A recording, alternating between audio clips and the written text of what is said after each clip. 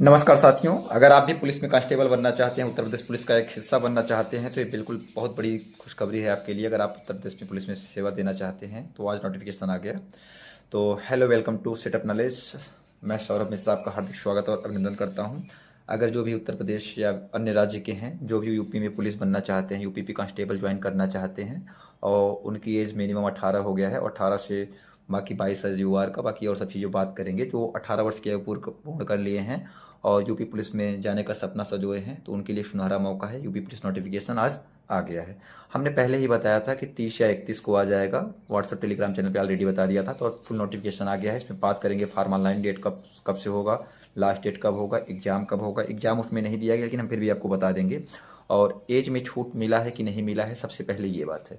तो एज में छूट की बात करेंगे कि एज में कितना छूट मिला है, कितना नहीं मिला है, मिला भी है कि नहीं मिला है, और सिलेबस क्या होगा, सीट कितनी है, कौन कौन से पदों पे भर्ती आई है। तो चलिए चलते हैं एक बार नोटिफिकेशन की तरफ। फुल नोटिफिकेशन को देखते हैं, फिर बात करते हैं चीज़ों को। तो देखिए, ये फुल नोटिफिकेशन है आपका। आपका ये क्या है, फुल नोटिफिकेशन है। देखिए, आज ही नोटिफिकेशन ये आया है 31 दिसंबर को। चलिए बढ़ते हैं आगे, देखते हैं किसमें कितना आया है। देखिए, आरक्षी नागरिक पुलिस यानी जो सिविल पुलिस होता है थाने वाला, उसमें अनारक्षित के लिए 4191 पद, और ईडब्ल्यूएस के लिए 1046, और साथ ही साथ ओबीसी के लिए 2826, एससी के लिए 2198, एसटी के लिए 208। ओवरऑल 10,469 पद आया है सिविल पुलिस में, जो थाने में पुलिस रहते हैं, जिसको सिविल पुलिस बोलते हैं। फिर पीएसी में आपके आया है, जो पीएसी होता है जिसे सशस्त्र पुलिस बल बोलते हैं। इसमें ओवरऑल कितना आया है, 15,131 पोस्ट आया है। 15 उधर 10 उधर हुआ है। इसमें 6,060 जनरल के लिए है, ईडब्ल्यूएस के लिए आपका 1,512 है, ओबीसी के लिए 4,083 है, अनुसूचित जाति के लिए 3,176 है, अनुसूचित जनजाति के लिए आपका 300 पोस्ट है।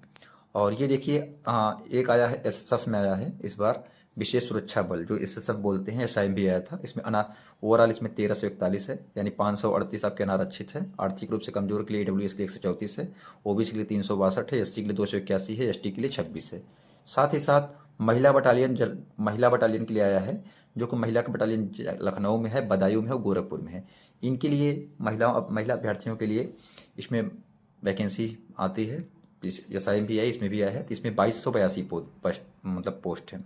अनारक्षित के लिए 916 है, ईडब्ल्यूएस के लिए 228 है, और अन्य पिछड़ा वर्ग के लिए 615 है, अनुसूचित जाति के लिए 478 है, अनुसूचित जनजाति के लिए आपका 45 पोस्ट है। साथ ही बात कर लेते हैं आरक्षी घुड़सवार के लिए। घुड़सवार का भी आया है। घुड़सवार के लिए रिक्त पदों में केवल पुरुष के लिए है, महिलाओं की इसमें भर्ती नहीं की जाती है। देखिए, पूरे एज पे भी बात करेंगे, सिलेबस भी बात करेंगे, पैटर्न पे भी बात करेंगे, सब कुछ बात करेंगे। एकदम फुल नोटिफिकेशन, एकदम डिटेल रहेगा ये। तो इसमें क्या है, 71 पोस्ट आया है अनारक्षित के लिए। बस सब्र रखिए। और पुलिस खुद एग्जाम पास किया हूँ, हमारे साथ के कई लोग हमारे स्टूडेंट पास किए हैं, तो खुद एकदम ज़बरदस्त तरीके से बताऊंगा, समझ सकते हैं। तो ईडब्ल्यूएस के लिए 7 है, ओबीसी के लिए आपका 19 है, अनुसूचित जाति के लिए 14 है, अनुसूचित जनजाति के लिए 1 है। और जेल वार्डन का भी इसी में आया हुआ है। जेल वार्डन का 3,279 पोस्ट आया है। अनारक्षित के लिए 1,314 है, ईडब्ल्यूएस के लिए 327 है, अन्य पिछड़ा वर्ग के लिए 885 है, अनुसूचित जाति एससी के लिए 688 है, अनुसूचित जनजाति के लिए क्या है आपका 65 पोस्ट है। और जेल वार्डन महिला के लिए भी आया है, महिलाओं के लिए भी आया है जेल वार्डन में, बस घुड़सवार में नहीं आता। तो और महिलाओं के लिए 106 आया है, अनारक्षित में 44, ईडब्ल्यूएस में 10, ओबीसी में 28, और एससी में 22, और एसटी में 2। ये सारे आपके पोस्ट हैं। दिया गया हर अच्छी पीएससी पूरा का पूरा डेप्थ एनालिसिस करेंगे। आप ये वीडियो देख लेंगे तो आपका कंप्लीट हो जाएगा। तो उत्तर प्रदेश पुलिस में महिला बटालियन है, तो महिला आरक्षी पदों के केवल महिला ही अभ्यर्थी पात्र होंगी। और आवेदन की समय सारणी देख लेते हैं, आवेदन कब होगा। तो जो आवेदन है आज से प्रारंभ है, 31 दिसंबर से प्रारंभ है, और लास्ट डेट आपका 30 जनवरी है। और आवेदन शुल्क अगर नहीं जमा कर पाते हैं तो आप 31 दिसंबर तक कर सकते हैं। और मतलब 31 दिसंबर से ही शुरू है, सॉरी कह रहे हैं 31 दिसंबर से ही है, और अंतिम 30 है। मतलब आवेदन शुल्क और लास्ट डेट दोनों 30 है। और शुल्क किए गए समायोजन की तिथि 31 है, और 2 है ये आपका। और इसके लिए अभ्यर्थियों को क्या करना होगा, आप पूर्व में ओटीआर करना अनिवार्य हो गया है।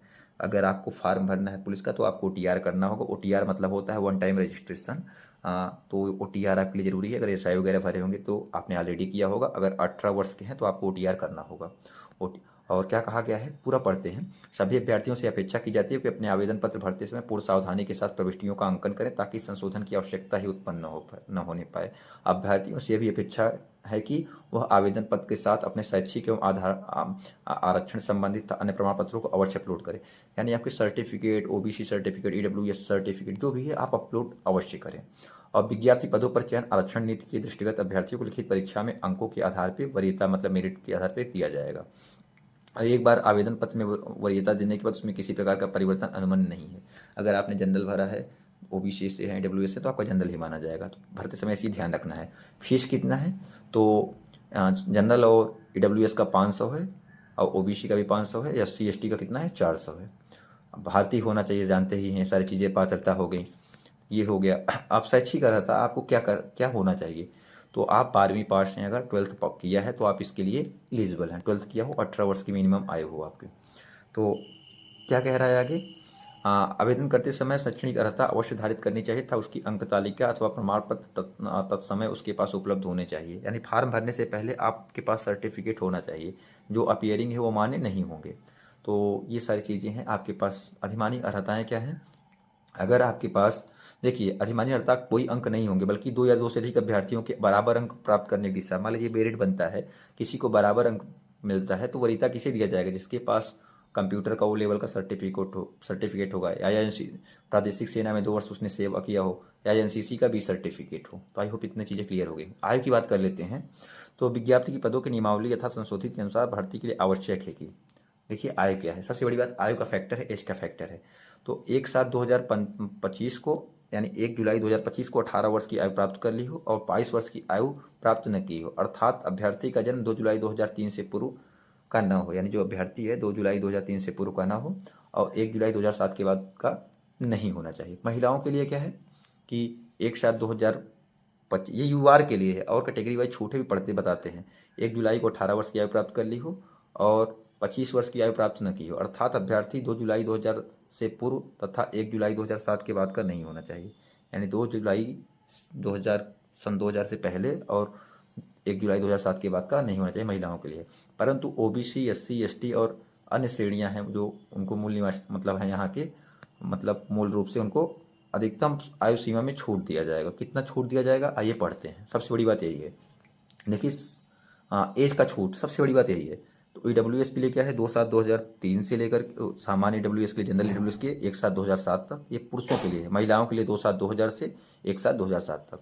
एससी के लिए क्या है 5 साल का इनको छूट दिया जाएगा 2/7/1998 से लेकर के 1/7/2007 तक, और महिलाओं के लिए 2/7/1995 से लेकर के 1/7/2007 तक की महिलाएं एलिजिबल हैं। ठीक है, महिलाओं को तो ऑलरेडी 25 मांगा जाता है।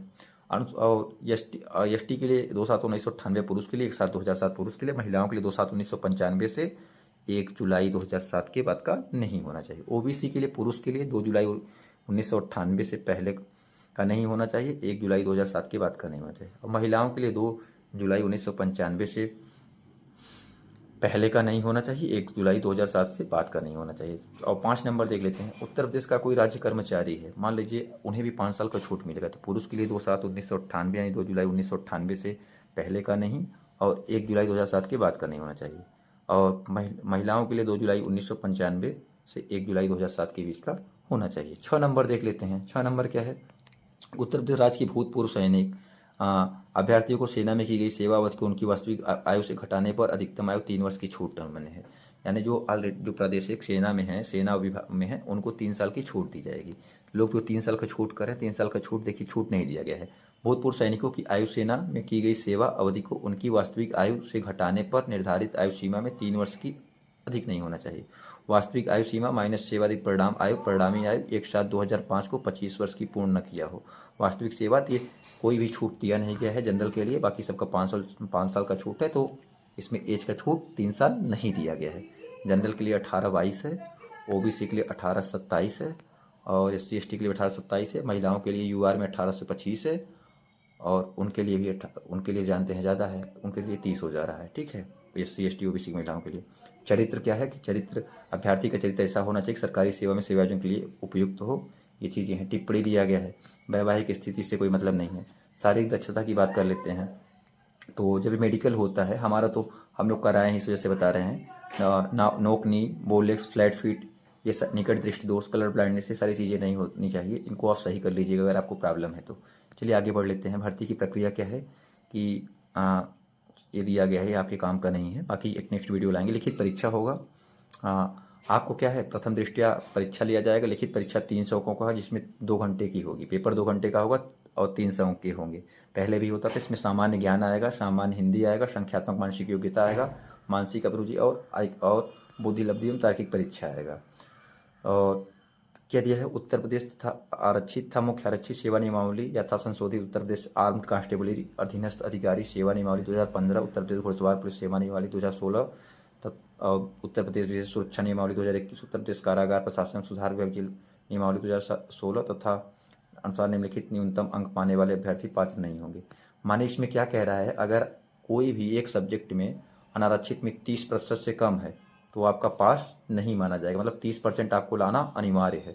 और EWS के लिए आपको 25% लाना अनिवार्य है, और OBC के लिए भी 25 लाना अनिवार्य है, SC/ST के लिए 20% लाना अनिवार्य है। प्रत्येक प्रश्न के 150 प्रश्न होंगे, 2 अंक निर्धारित हैं, और OMR बेस्ड आपका पेपर होगा। और साथ ही साथ इसमें दिया गया है, और कुछ देख लेते हैं। ये सारी चीज़ें हो गई। लिखित परीक्षा उत्तर को प्रकाशित की जाएगी, बस ये सारी चीज़ें हैं। और प्रत्येक प्रश्न के उत्तर 4 विकल्प दिए गए हैं, अभ्यर्थी किसी एक विकल्प चुनना है। OMR 3 प्रतियाँ होंगी, जो मूल प्रति बाह्य एजेंसी को जाएगी, एक आपको मिलेगा। लिखित परीक्षा फिर उस रिजल्ट आने के बाद आपका डॉक्यूमेंट वेरिफिकेशन होगा, और उसके बाद आपका क्या है, मेडिकल होता है। बस उसके बाद हाँ, हाइट की बात कर लेते हैं। हाइट की बात कर लेते हैं। तो अगर आप UR से हैं, OBC से हैं, तो 168 सेंटीमीटर आपकी हाइट होनी चाहिए। और SC से हैं और ST से हैं तो आपकी हाइट 160 सेंटीमीटर होनी चाहिए। और UR से हैं तो आपका जो चेस्ट है बिना फुलाए 79 है, फुलाने पे आपका 84 होना चाहिए। फुलाने पे कितना, 84 होना चाहिए। और अगर ST से हैं तो 77 और 82 होना चाहिए। फुलाने पे 5-5 फुलाना अनिवार्य है। हाइट बता ही दिया है। और महिलाओं की हाइट की बात कर लेते हैं, तो महिलाओं की हाइट सामान्य और OBC EWS SC के लिए 152 सेंटीमीटर है, और ST की महिलाओं के लिए 147 सेंटीमीटर है। ये सारी चीज़ें हो गई। तो बस बाकी बाद में बात करते हैं। आई होप आपको क्लियर हो गया होगा, नोटिफिकेशन सारी चीज़ें क्लियर हो गया। बाकी हाँ, हम लोग खुद पुलिस एग्जाम निकाले हुए हैं। पुलिस वालों को पिछले साल ही पुलिस को पढ़ाने के लिए हमने चैनल स्टार्ट किया था, तो एकदम ज़बरदस्त तरीके से क्लास लेकर आएंगे। अगर आपकी कोई भी क्वेरी हो, कुछ समझ ना आया हो तो आप कमेंट करिए, हम जरूर बताएंगे। हाँ, चैनल को सब्सक्राइब कर ले अगर आप पुलिस की तैयारी करते हैं। चैनल आपके लिए बहुत बेनिफिशियल होने वाला है। साथ ही साथ वीडियो को लाइक करें, शेयर करें, सब्सक्राइब करें। सारे डाउट आई होप क्लियर हो गए होंगे। कुछ क्लियर ना हुआ हो तो कमेंट करिएगा, बताएंगे। आप हमारे व्हाट्सअप चैनल, टेलीग्राम चैनल से जुड़ जाइए। वहाँ पे एग्जाम की संबंधित हर छोटी बड़ी अपडेट समय से पहले दे दिया जाता है। तब तक के लिए बाय बाय, मिलते हैं नेक्स्ट वीडियो में। Thank you so much. अल्लाह हाफिज़। सिलेबस के साथ मिलते हैं।